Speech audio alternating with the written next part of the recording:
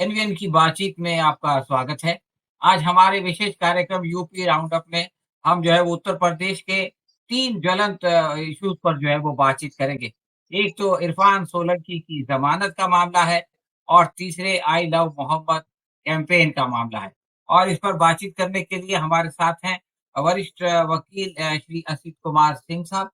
सिंह साहब आपका इस कार्यक्रम में स्वागत है। अ, आप कानपुर के रहने वाले हैं और आपका ताल्लुक जो है वो न्यायालय से भी है। तो इस लिहाज से जो इरफान सोलंकी की ज़मानत हुई है और ये ज़मानत कोई अकेली ज़मानत नहीं है। इससे पहले हमने देखा कि अफ़ज़ाल अंसारी के खिलाफ मुकदमा बना, उनको भी जो है वो अदालत बल्कि वो तो बरी हो गए। उसके बाद उनके भतीजे अब्बास अंसारी के खिलाफ मुकदमा बना, उनको भी ज़मानत मिल गई। और फिर आज़म खान साहब को भी ज़मानत मिल गई और अब इरफ़ान सोलंकी को भी ज़मानत मिल गई। और इन सब का जो है वो अदालत में सरकारी वकील ने कड़ा विरोध किया। लेकिन अदालत ने इस विरोध को बाला-ए-ताक रखकर इन चारों को एक के बाद एक ज़मानत दे दी। तो ये जो कुछ हो रहा है अदालत का जो ये रुख है, अदालत जिस तरह से मेहरबान है और योगी सरकार परेशान है, इस पर आप क्या कहना चाहते हैं? पहले तो मैं एनवीए के जितने भी हमारे दर्शक हैं और पैनलिस्ट में शामिल होने वाले साथी हैं या आपको भी मैं आदाब अर्ज़ करता हूँ। और आज सवाल बहुत अच्छा है। सवाल तो 11 साल से उठ रहा है। सवाल तो उस वहाँ से भी उठा था जब कन्हैया कुमार को आपने जेल खाने भेज दिया था। उस पे हमले करवाए थे। ये कहा था कि देश तोड़ने वाले लोग हैं। तो ये सरकार जो डरी हुई, सीधी बात यूँ कहें। तो सरकार जब डरती है, तो वो अपने खिलाफ किसी भी आरोप को बर्दाश्त नहीं कर पाती और जब बर्दाश्त नहीं करेगी तो यही तरीके अपनाती है। अब चूंकि सत्ता में है तो सत्ता की हनक, सत्ता का दबाव, सत्ता का तानाशाही, ये इनके समझ में आ रहा था कि हमारे खिलाफ जो मुंह खोलेगा उसके खिलाफ हम खड़े हैं और उसको हम जेल खाने भेज देंगे। अब आप ये समझ लीजिए कि गनीमत है कि ये अपने विरोधियों का कहीं फांसी पे नहीं पहुंचा दे रहे, गिलोटिन पे नहीं चढ़वा दे रहे। ये आप इससे बचे हुए, हम भी बचे हुए हैं, वरना ये तो गिलोटिन पे चढ़वाते। बहरहाल मैटर ये नहीं, मैटर ये है कि सिवाय अपने विरोधियों को जेल खाने भेजने में और लंबे समय तक चार्जशीट ना दाखिल करना, लंबे समय तक उनको जेल खाने के अंदर रखना, लंबे समय तक कोई भी तरीके अपना करके उनको अंदर रखना है ताकि उनकी आवाज सत्ता के खिलाफ न खड़ी हो पाए। अब सत्ता के जब खिलाफ नहीं खड़ी होगी आवाज, तो ये समझते हैं कि हम जैसा चाहेंगे वैसा कर लेंगे, लेकिन ऐसा है नहीं। मैंने शुरुआत में कई भी मैं प्रोग्राम में कह चुका हूँ, कई इंटरव्यूज में कह चुका हूँ कि जनता जाग रही है, जनता जाग चुकी है। पड़ोसी देशों के हालात आप देख चुके हैं। दो दो प्रधानमंत्री राष्ट्रपति को भागना पड़ा है सत्ता छोड़ करके, तो ये तो कुछ भी नहीं है।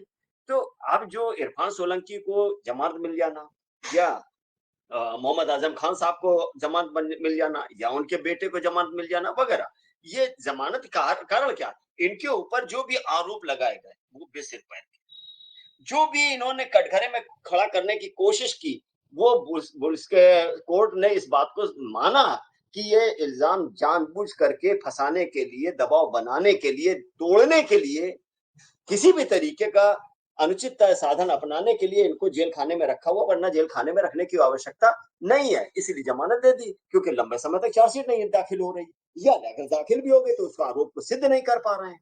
तो एक चीज तो ये, दूसरी बात हम डॉक्टर साहब एक और बात कहेंगे कि ये आज से नहीं, 1925 से विध्वंसक रहे हैं। ये इनका काम है समाज को तोड़ना, समाज के ताने-बाने को नष्ट भ्रष्ट कर देना, जो भी चीज़ बनी हो उसको नष्ट कर देना, चाहे वो हम अगर देखें 1992 में बाबरी मस्जिद को तोड़ने के बराबर देखें या सामाजिक नफ़रत समाज में नफ़रत फैलाने के लिए सामाजिक ताने-बाने को तोड़ने का काम देख लें। तो ये इनका काम केवल विध्वंस का है, तोड़ने का है। ये इन्होंने आज तक कोई भी चीज़ बनाने का काम नहीं किया है और अब बना भी नहीं पा रहे हैं। कारण ये है कि इनके तो स्वभाव में या इसकी इनकी संस्कृति में केवल केवल और केवल डिस्ट्रक्टिव पोजीशन है, कंस्ट्रक्टिव पोजीशन इनके थॉट में है ही नहीं। इसलिए ये जमानत मिल जाना कोई बहुत बड़ी बात नहीं है। जमानत तो मिलनी नहीं मिलती, लेकिन हम ये एक बात और कहेंगे, अदालतें सब एक जैसी नहीं। इन्हीं अदालतों में वो जज भी बैठे हुए जो कहते हैं महिलाओं के अंग छू लेने से कोई उसके ऊपर दफा नहीं लगेगी, उसकी कोई धारा नहीं लगेगी, वो बलात्कार की श्रेणी में नहीं वगैरह। तो हम ये कहना चाहते हैं कि अदालत भी इसी से अछूती नहीं है।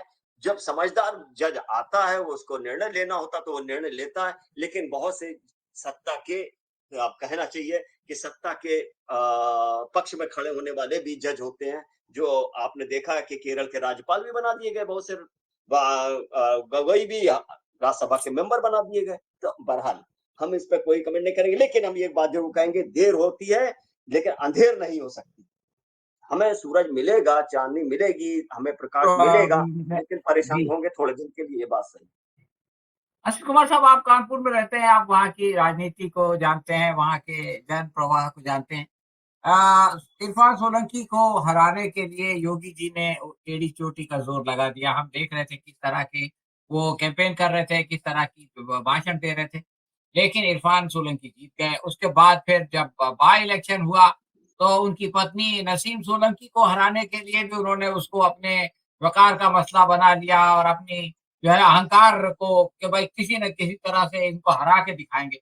लेकिन नसीम जी। सोलंकी भी जीत गई।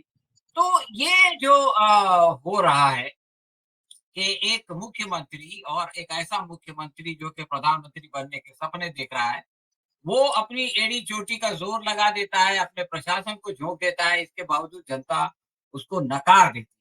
तो ये कानपुर में हो रहा है और कैसे हो रहा है, क्यों हो रहा है, इसके बारे में कुछ देखिए, अगर हम जहाँ पर इरफान सोलंकी विधायक चुन करके पहुँचे थे, उसी क्षेत्र से उनकी पत्नी जीत करके पहुँचती हैं, तो ये एक यहाँ की एक तो बहुत सोच खुली हुई है, और इसे विधानसभा में भी बहुत सोच खुली हुई लोग अच्छे विचारों के, प्रगतिशील विचारों के।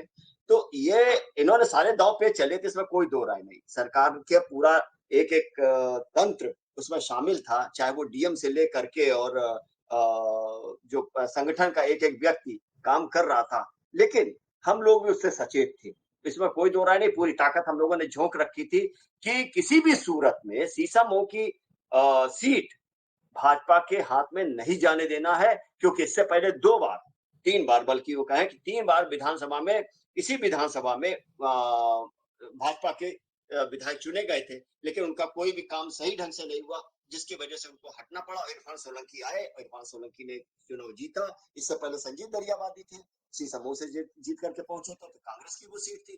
तो बराबर ये सीट बाकायदा धर्मनिरपेक्ष लोगों की रही है और हमेशा रही है। सिर्फ 2-3 बार को अगर हम छोड़ दें, शुरू से सीसामऊ की सीट सुरक्षित रही है, अच्छे लोग रहे हैं, प्रगतिशील विचारों के रहे हैं और निष्पक्ष रहे हैं। समाजवादी विचारक ज्यादा रहे, क्योंकि यहाँ पर सन सिंह यूसुफ जैसे कम्युनिस्ट नेता भी रहते थे, उनका भी आवास यहीं पर था।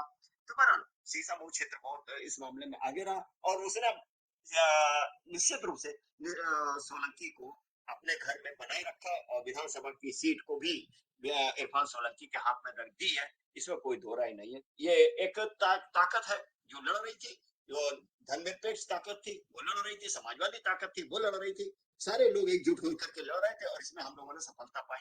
ये है। अच्छा, कुमार साहब, एक और इश्यू जो पिछले हफ्ते कानपुर से चला और पूरे देश में फैल गया, वो था आई लव मोहम्मद कैंपेन। 4 तारीख को जो है वो एक बैनर लगता है और उसके बारे में कंट्रोवर्सी होती है, आपस में बात तय हो जाती है, उसको हटा के दूसरी जगह लगा दिया जाता है, 6 तारीख को जुलूस निकल जाता है और उसके बाद अचानक 10 तारीख को प्रशासन जागता है और वो जो है वो एक एफआईआर दर्ज कर देता है और लोगों की गिरफ्तारी की बातें होने लगती हैं। फिर उसके रिएक्शन में जो है वो सारे देश में एक आई लव मोहम्मद कैंपेन चला और अब जो है वो आई लव महादेव कैंपेन की बात हो रही है इसके जवाब में। तो ये जो प्रशासन का मामला है कि जो चीज़ 4 तारीख को खत्म हो गई थी, उसको दोबारा 10 तारीख को पैदा कर देना और फिर ये कि आई लव मोहम्मद में कोई क्या खराबी है भाई, एक आदमी जो है वो अपने प्रेषित से मोहब्बत करता है तो वो करता है। तो उसके खिलाफ जो है वो आई लव महादेव कैंपेन छेड़ देना, ये सबको आप कैसे देखते हैं? देखिए डॉक्टर साहब, ये सबसे बड़ी चीज है कि हम किस नजरिए से इस मैटर को देख रहे हैं। मेरा अपना मानना है कि आई लव मोहम्मद लिख दिया था, हम कभी कभी कह देते हैं आई लव सुनीता, वो अब सुनीता हमको कह देती है आई लव जो है असित, वगैरह वगैरह। ये मैटर नहीं है। मैटर तो ये देखिए कि कैसे बुनियादी मुद्दों से जनता का ध्यान हटाया जाए। आई लव मोहम्मद लिख देने से मुस्लिम कम्युनिटी अपने अपने पैगंबर को ही तो प्यार कर रही है और वो प्रगतिशील भी है। मैं देखिएगा एक चीज और मैं कहूंगा कि वो कम्युनिटी मुस्लिम कम्युनिटी वो प्रगतिशील है कि उसने इंग्लिश को अडॉप्ट किया। लेकिन अब दूसरे चक्कर में इन लोग अपने ही फजीयत कराने लगे, ये अपने सनातनी कहते कहते एकाएक अंग्रेजी का भी इस्तेमाल करने लगे। आई लव महादेव से क्या हो गया? क्या महादेव से आप पहले प्यार नहीं करते थे? वो अगर करते थे तो आप उसके काउंटर में खड़े हो गए। सवाल ये नहीं है, सवाल ये पूरी दुनिया में पूरे देश के अंदर एक वो जो कहते हैं ना दीवार खड़ी करना नफरत वाली, कि अगर तुम ऐसा करोगे तो हम उसके रिएक्शन में ये करेंगे। अरे क्रिया का प्रतिक्रिया होना स्वाभाविक है, लेकिन बुनियादी मुद्दों से और बुनियादी मसलों पर बात ना करना और उससे हटना, उससे भागना, ये तो इस गवर्नमेंट की भी वो परेशानी वाली बात है। और दूसरी बात एक और का है कि इनका खुफिया विभाग क्या कर रहा था? आइला मोहम्मद लिख दिया तो कौन सी गाज गिर गई थी? या हम कहते हैं महाकाल या महादेव लिख दिया जाता है, सड़कों पे लिखा रहता है, मंदिरों पे लिखा रहता है, उससे कौन सा फर्क पड़ गया? लेकिन फर्क यहाँ पर यह पड़ रहा है कि हम उन चीजों से दूर हट जाते हैं, उन चीजों से हम नजर घुमा लेते हैं जो वास्तव में हमारे सामने बहुत बड़ी विकट समस्या लेकर के आ रही है। जैसे कि आपने अभी देखा है कि ले के अंदर जो हुआ है वो शुरुआत हो गई है पड़ोसी देशों से चलते हुए हमारे देश के अंदर। क्यों? क्योंकि हमने हर चीज को दबाने का काम किया, हमने हर चीज को दमन करने का काम किया, क्योंकि सत्ता ने बराबर नौजवानों की बातों को, नौजवानों के रोजगार को, नौजवानों के सवालों पर चुप्पी साध रखी और उसको दबाने का काम कर रही। तो देखिए ये तो होगा, और कैसे होगा ये आने वाले समय में होगा, लेकिन बहुत तीखा होगा हमला। इसमें सरकार सचेत नहीं है, उनका खुफिया विभाग बाकायदा सुप्त अवस्था में है। वो तब जागता है जब यहाँ पर तख्ता हिल चुका होता है, सत्ता हाथ से चली जाएगी तब ये जागेंगे, तब ये बहुत कुछ खो चुके होंगे। लेकिन ये सरकार, ये सत्ता किसी भी तरीके से उसको बर्दाश्त नहीं कर पा रही, बल्कि उस चीज को घुमाने का काम कर रही। जैसे कि लेह के अंदर, लद्दाख के अंदर वांगचुक को, उसके संस्था को आपने डी रजिस्टर्ड कर दिया। अरे भाई कर दिया तो उससे क्या हो गया? उसको जेल खाने भेज दीजिए तो क्या समस्या हल हो जाएगा? नहीं होगा ना। तो मैं यही कह रहा हूँ कि बुनियादी मुद्दों से मसले को ध्यान हटाना ये अच्छी बात नहीं है। सरकार को इसमें सुनना चाहिए, लेकिन वो नहीं सुन रही है। ये उसकी कमजोरी है और इस कमजोरी का फायदा विपक्ष भी उठा रहा है, जनता तो उठाएगी उठाएगी। अ, जी असित कुमार साहब, आपने जो है वो समय निकाला और इन अहम इश्यूज पर, इन अहम मुद्दों पर जो है वो हमारे प्रेक्षकों को की जानकारी दी। आपका बहुत-बहुत धन्यवाद। हम आगे भी आपसे बात करते रहेंगे। शुक्रिया। नमस्कार।